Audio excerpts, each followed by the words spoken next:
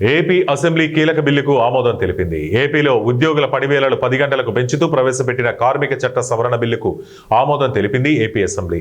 ఏపీలోని దుకాణాలు, ఫ్యాక్టరీలు, ఇతర వాణిజ్య సంస్థలు పనిచేసే ఉద్యోగుల పనివేళలు 10 గంటలకు పెంచుతూ కీలక నిర్ణయం తీసుకుంది ప్రభుత్వం. రోజువారీ పనివేళలు పెంచడంతో పాటు మహిళలను షిఫ్టులకు అనుమతిస్తూ ప్రవేశపెట్టిన బిల్లుకు శాసనసభ ఆమోదం తెలిపింది. ఏపీ దుకాణాలు, వాణిజ్య సంస్థల సవరణ బిల్లు 2025, ఫ్యాక్టరీ సవరణ బిల్లు 2025లను కార్మిక శాఖ మంత్రి వాసంశెట్టి సుభాష్ సభలో ప్రవేశపెట్టగా సభ ఆమోదం తెలిపింది.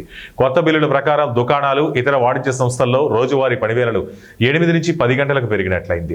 అయితే వారానికి మొత్తం పనివేళల పరిమితి 48 గంటలను యథాతథంగా ఉంచింది ప్రభుత్వం. దీంతో పాటు ఉద్యోగుల ఓవర్ టైం పరిమితిని కూడా భారీగా పెంచింది.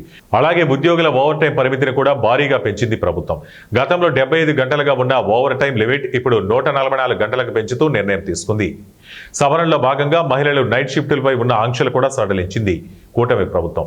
ఇకపై మహిళలు తాము కోరుకుంటే రాత్రిపూట 7 గంటల నుండి ఉదయం 6 గంటల వరకు కూడా విధుల్లో కొనసాగొచ్చని తెలిపింది.